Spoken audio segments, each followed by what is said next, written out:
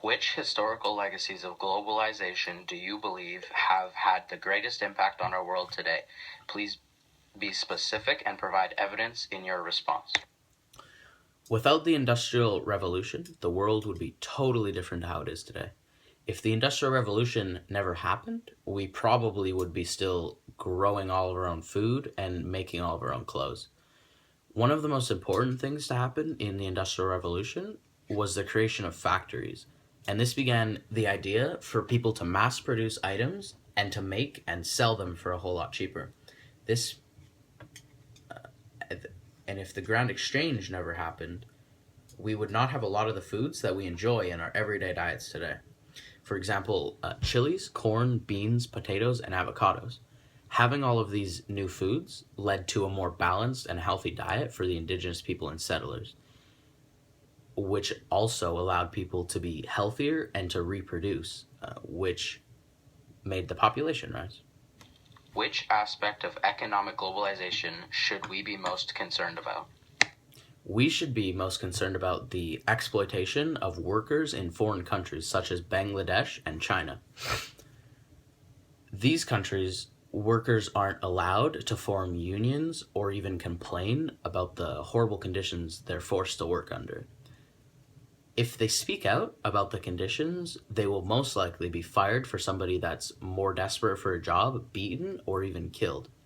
In China, and in more specifically the Apple factories there, workers hate the bad treatment so much that they have been driven to jump out of buildings' upper windows to their death.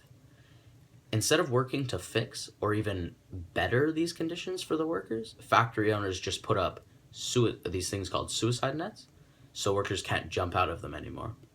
In Bangladesh, there's this job called shipbreaking, and basically people get paid extremely low wages to do one of the most dangerous jobs in the world. They strip asbestos off the walls of the ship with only a little piece of cloth to try to protect their mouths. And also, they work very long shifts every day of the year. Explain your own personal vision of prosperity. Based on your vision, can we be both prosperous and sustainable? Provide evidence to support your answer. My idea or vision of prosperity is basically when a person has worked for what they have all their life, and in the end it's paid off for them, they're able to live a luxurious and successful life filled with ease and comfort. In my opinion, the world cannot be prosperous and sustainable based on the fact that not all humans even have their basic needs met. There's a man in Canada by the name of David Kenneth Roy Thompson who has the estimated net worth of around $22 billion. And then on the other hand, Canadian statistics report that about 15% of Canadians make less than half the average income. So we can't be sustainable when we have this many people barely being able to afford to support themselves, let alone a family.